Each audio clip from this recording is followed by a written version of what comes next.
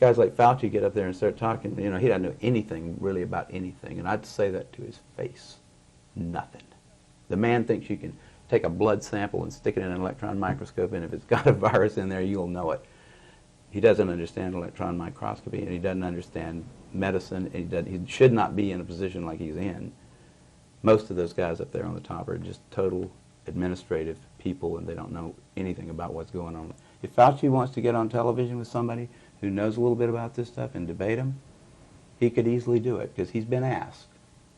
I mean, I've had a lot of people, president of the University of South Carolina asked Fauci if he'd come down there and debate me on the stage in front of the student body, because I wanted somebody who was from the other side to come down there and balance my, because I felt like, well, these guys can listen to me, but I need to have somebody else down here that's going to tell me the other side. But Fauci didn't want to do it.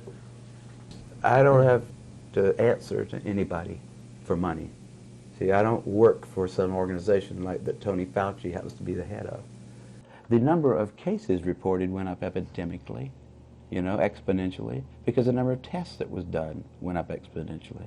I asked, the first time I ever saw one of these CDC graphs, it showed this thing going off the page, and I went up after that and I said, how did you disentangle I mean, did you divide the number that you've got here by the number of tests that were done? I mean, can we believe that this line that you've drawn here about number of positive tests reported, is that really indicative of the spread of this virus? Is the virus getting, is there being more of it, or are there more tests?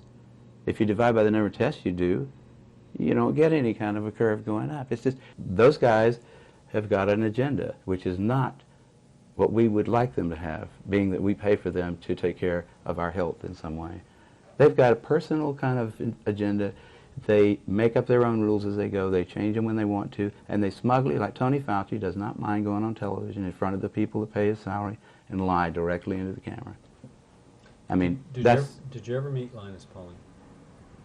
I unfortunately did not bother to go down there, just like I didn't go up to see Richard Feynman until he was dead.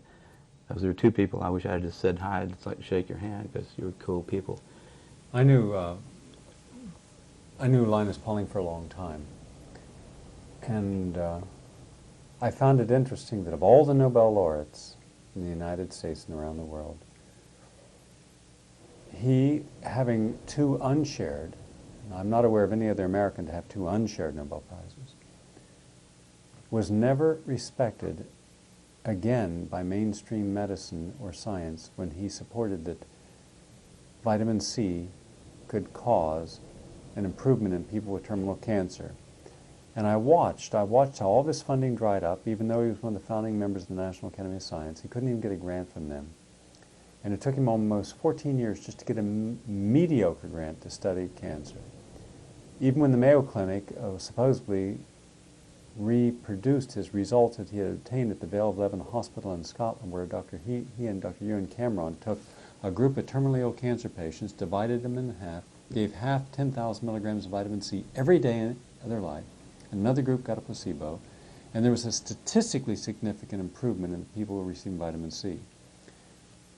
They turned around and did it at the Mayo Clinic, but they didn't use the same criteria. Pauling says, don't use people who have chemotherapy, it'll knock the liver out. They use people with chemotherapy. Pauling says, you have to give vitamin C every single day. They didn't.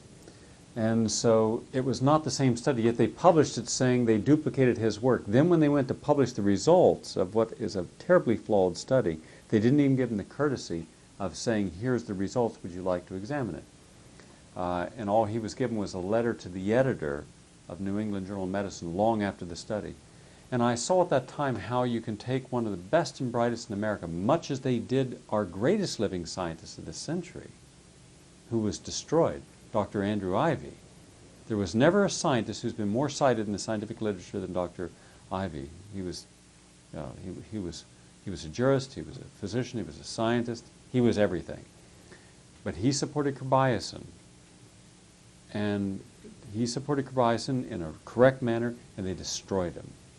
And that's been shown. Now I'm looking at what the media has done to you, projecting you as a flippant, drug-taking, womanizing person who everyone has to wonder how you even got through college, let alone got a Nobel Prize.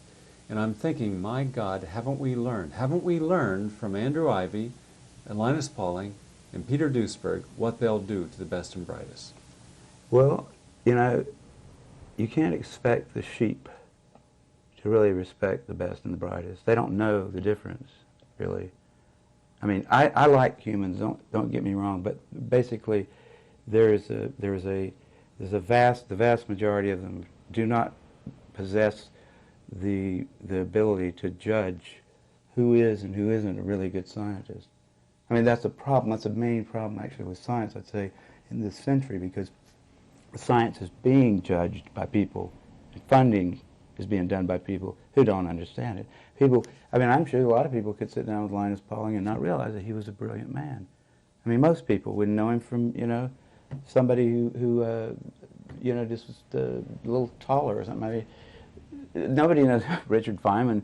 Or Richard finally showed a few people that, you know, when he said, you know, here's the O-ring, here's some cold water, see what happens? That he at least knew how to, I mean, but no, most people don't understand what a brilliant guy that Feynman was. There's a handful of people at any one time in the world who are capable of really doing innovative things. And usually those people turn out to care for their fellow man. You know, they respect them in a way, although they don't think that most of the people, the great masses of people, really are going to be able to understand what it is they're doing. You know, it's got to, before the transistor radio, most people didn't really understand who John Bardeen was, right? John Bardeen didn't know who John von Neumann was, who was 50 miles away, who needed those transistors really bad with his ENIAC. I mean, there's not a lot of specialized scientists. They're not. You don't expect everybody to understand what it is you did. I don't expect my mother to really understand how clever PCR was. I can't explain to her. It was only a few people, you know, that really could see what a clever idea that was at first. Now everybody says, well, it's a wonderful thing because we hear about it all over the place. But see, what I'm saying is, if you're one of these people like Linus Pauling, I'm sure Linus did not expect to be appreciated. You know, I find the scorn of the masses to be sort of a, you know, I mean, if they love you too much, you're probably doing something wrong, don't you think? I mean, the guys that if they're willing to elect a president who lies right in front of them and says, "I just put it in my mouth, I didn't inhale it," and by the way, Mr. President, it's illegal to have it in your mouth too, whether you inhale it or not, you know. But somehow, people say, "Well, that's such a clever way of getting around that issue." Wasn't he? He's a real diplomat, right? He's a lying bastard, is what he is. But we elected him. You know, there wasn't a whole lot of other possibilities. There never is. But that's the kind of people that you don't expect them to know whether Linus Pauling would be. You know, Linus's first paper about that business of ascorbic acid is all it took to convince me, just the theory. He says, look, here's where we came from. 20 million years ago, we're eating the tops of green plants, the little leaves. We're doing it all day long. It's not a very rich substance. It's got a lot of vitamins in it. And we don't cook it so to destroy the vitamin C.